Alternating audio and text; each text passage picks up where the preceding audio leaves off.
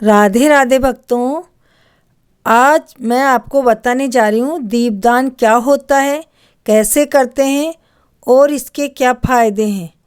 बोलो गौरी पुत्र गणेश जी की जय, सूर्य देव की जय। दीपदान के बारे में सभी ने सुना होगा, परंतु कम लोग ही जानते होंगे कि दीपदान क्या है, कैसे दीपदान करें, दीपदान करने के क्या फ़ायदे हैं। आओ इस संबंध में अपन कुछ खास जानकारी जानते हैं। दीपदान का दान करना या दीप को जलाकर उसे उचित स्थान पर रखना दीपदान कहलाता है। किसी दीपक को जलाकर देव स्थान पर रख कर आना या उन्हें नदी में प्रवाहित करना दीपदान कहलाता है। यह प्रभु के समक्ष निवेदन प्रकट करने का एक तरीका होता है। दीपदान कई प्रकार के होते हैं। देव मंदिर में करते हैं दीपदान, विद्वान ब्राह्मण के घर में करते हैं दीपदान, किसी नदी जलाशय या किसी भी सरोवर के किनारे दीपदान करना शुभ होता है। दुर्गम स्थान अथवा भूमि पर दीपदान करना भी शुभ होता है। किसी मिट्टी के दिए में तेल डालकर उससे मंदिर में ले जाकर जलाकर उसे वहाँ पर रख आएं। दीपों की संख्या और बत्तियाँ खास समय अनुसार और मनोकामना अनुसार तय होती है। आटे के छोटे से दीपक बनाकर उसमें थोड़ा सा तेल डालकर पतली सी रुई की बाती जलाकर उसे पीपल या बड़ के पत्ते पर रखकर नदी में प्रवाह करने का भी बहुत महत्व है। देव मंदिर में दीपक को सीधा भूमि पर नहीं रखते हैं, उसे सप्तधान या चावल के ऊपर ही रखते हैं। भूमि पर रखने से भूमि को आघात लगता है। सभी स्नान पर्व और व्रत के समय दीपदान करते हैं। नरक चतुर्दशी और यम द्वितीया के दिन भी दीपदान करते हैं। दीपावली, अमावस्या या पूर्णिमा के दिन भी दीपदान किया जाता है। दुर्गम स्थान अथवा भूमि पर दीपदान करने से व्यक्ति नरक जाने से बच जाता है। पद्म पुराण के उत्तराखंड में स्वयं महादेव कार्तिकेय को दीपावली, कार्तिक कृष्ण पक्ष के 5 दिन में दीपदान का विशेष महत्व बताते हैं। कृष्ण पक्ष में विशेष गुण पंच दीनानि च। दीपदान करने के कई फायदे होते हैं। अकाल मृत्यु से बचने के लिए भी दीपदान किए जाते हैं। अपने मृतकों की सद्गति के लिए भी दीपदान किए जाते हैं। लक्ष्मी माता और भगवान विष्णु को प्रसन्न करने के लिए, उनकी कृपा पाने के लिए भी दीपदान किया जाता है। यम, शनि, राहु और केतु के बुरे प्रभाव से बचने के लिए भी दीपदान किया जाता है। सभी तरह के अला बला, ग्रह कलह और संकटों से बचने के लिए भी दीपदान किया जाता है। जीवन से अंधकार मिटे और उजाला आए, इसलिए भी दीपदान किया जाता है। मोक्ष प्राप्ति के लिए भी दीपदान किया जाता है। किसी भी तरह की पूजा या मांगलिक कार्य की सफलता के लिए भी दीपदान किया जाता है। घर में धन समृद्धि बनी रहे। कार्तिक माह में भगवान विष्णु या इसके अवतारों के समक्ष दीपदान करने से समस्त यज्ञों, तीर्थों और दानों का फल प्राप्त होता है। इसलिए हर जगह का अलग अलग नियम, अलग अलग महत्व होता है।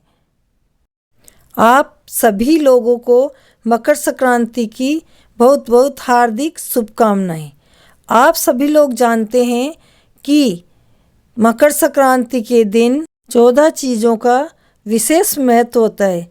किसी भी प्रकार के अगर आप 14 चीज़ मकर संक्रांति के दिन दान करते हैं तो इसका आपको विशेष फल मिलता है। तो यह बात भी आप सभी लोग जानते हैं कि 14 दीपदान भी होता है। तो मकर संक्रांति को आप 14 दीपदान वाला उपाय जरूर करें। मकर संक्रांति के दिन किया जाने वाला 14 दीपक वाला उपाय आपको सिर्फ मकर संक्रांति के दिन ही करना है। इसके अलावा यह उपाय किसी और दिन नहीं करना। 14 दीपक वाला उपाय घर की माता बहनों को करना है। जो घर में बड़ी माताएं बहनें होगी वह यह 14 दीपक वाला उपाय कर सकती है। मकर संक्रांति के दिन 14 दीपक वाला उपाय आपको सुबह के समय करना चाहिए, पर इस उपाय को आप पूरे दिन में कभी भी कर सकते हैं। इससे जो सही समय है वह सुबह का समय है। इसके बाद में प्रदोष काल या शाम के समय भी आप यह उपाय कर सकते हैं और पूरे दिन भर में आप कभी भी यह उपाय कर सकते हैं।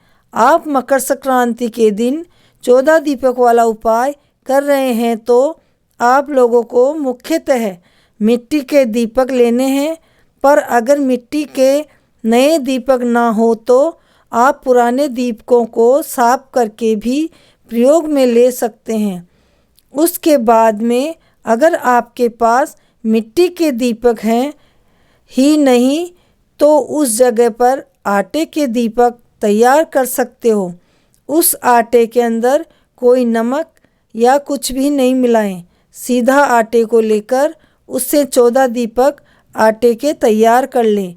14 दीपकों के अंदर आपको लंबी बाती रखनी है, क्योंकि 14 दीपक वाले उपाय में हमें 14 अलग अलग जगह पर यह दीपक जलाते हैं, पर कुछ जगहों पर गोल बाती ही लगती है तो कुछ जगहों पर लंबी बाती लगती है। अगर हम उपाय कर रहे हैं तो हम अलग अलग बाती के दीपक नहीं जला सकते, हमें एक ही बाती लगानी पड़ती है। तो सबसे ज़्यादा लंबी बाती वाले दीप ही यहाँ लगने वाले हैं, इसलिए हम 14 लंबी बाती के दीप को तैयार करेंगे। 14 दीपों के अंदर एक एक बाती रखेंगे। 14 दीपक तैयार करने के बाद उसमें लंबी बाती रखने के बाद अब बारी आती है उसमें तेल डालने की। तो यहाँ पर हम आपको बता दें कि इसमें आप 3 तरीके के तेल डाल सकते हैं। सबसे पहले अगर आपके पास तिल्ली का तेल रखा हुआ है तो आप इन 14 दीपक के अंदर तिल्ली का तेल डाल सकते हो, पर इसके अलावा आप सरसों का तेल भी डाल सकते हो और घी भी डाल सकते हो। अगर सरसों का तेल और घी डाल रहे हो तो कुछ काली तिल के दाने आप इन दीपकों के अंदर डाल दें। अगर तिल्ली का तेल ले रहे हो तो फिर इसमें काले तिल डालने की कोई ज़रूरत नहीं है, क्योंकि जब अपन तिल का तेल लेते हैं तो उसमें और तिल डालने की कोई ज़रूरत नहीं रहती। 14 दीपकों के अंदर एक ही तरीका का तेल डालना है।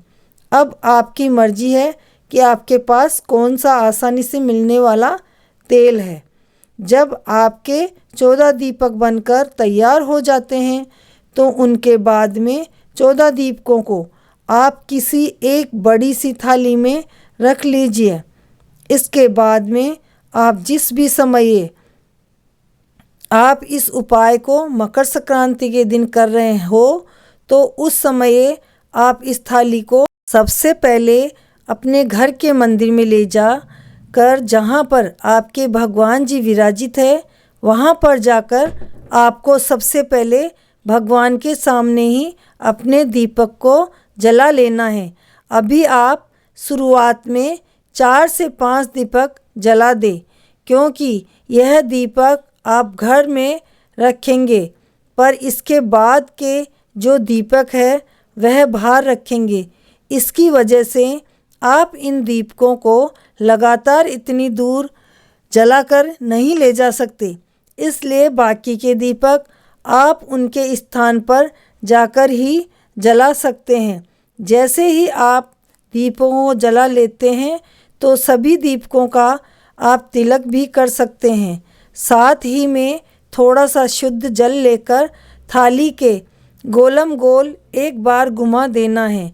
उसके बाद में आप यह 14 दीपक जहाँ पर भी रखने वाले हैं वहाँ पर इन दीपकों को रखने से पहले आपको कुछ सामग्री ज़रूर रखनी है, जैसे कि कुछ चावल के दाने या कुछ गेहूं के दाने या कुछ फूलों की पंखुड़ियाँ। इसलिए जो भी आपके पास हो वह चीज़ अपने पास में ज़रूर रखना, क्योंकि दीपक को खाली सीधा नीचे ज़मीन पे नहीं रखते। जैसे ही आपकी पूजन की थाली आप अपने घर के मंदिर में जलकर तैयार कर लेते हैं, उसके बाद में अब आपको यह 14 दीपक 14 अलग अलग जगह पर जलाने हैं, जो हम आपको बताते हैं। पहले दीपक आप अपने घर के मंदिर में ही जलाएं, जहां पर आपका लड्डू गोपाल या भगवान जी विराजित है, और भगवान से प्रार्थना कर लें। दूसरा दीपक आप अपनी थाली को साथ में लेकर सीधा अपने घर की तुलसी मैया के पास जाएं और दूसरा दीपक वहां रख दें।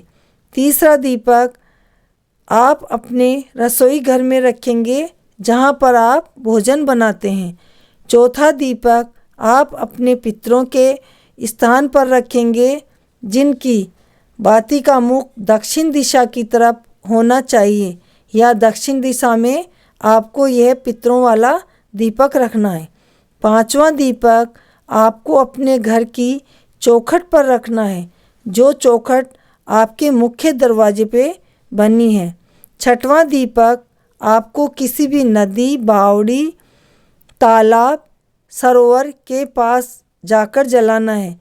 अगर आप इस छठवें वाले दीपक को कहीं बाहर जाकर नहीं जला सकते, तो अपने ही घर में एक थाली लीजिए, उस थाली के अंदर शुद्ध जल भरिए और उस जल के अंदर थोड़ा सा गंगा जल मिला लीजिए और अपना यह छठा दीपक इस थाली के अंदर जल के बिल्कुल बीचों बीच में रख दीजिए।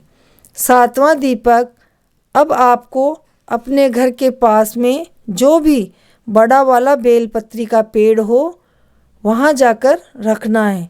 आठवां दीपक अब आपको अपने घर के पास में जो भी पीपल का पेड़ हो वहाँ पर जाकर जला देना है। नवां दीपक आपके घर के पास में जो आंवले का पेड़ हो वहाँ जाकर जला दें।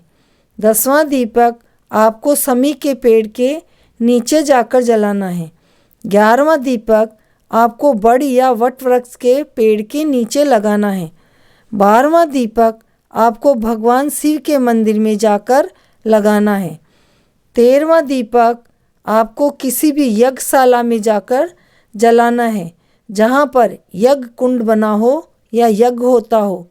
14वां दीपक आपको गौशाला में जाकर जलाना है, जहाँ पर गाय बंधी रहती है या गाय रहती है।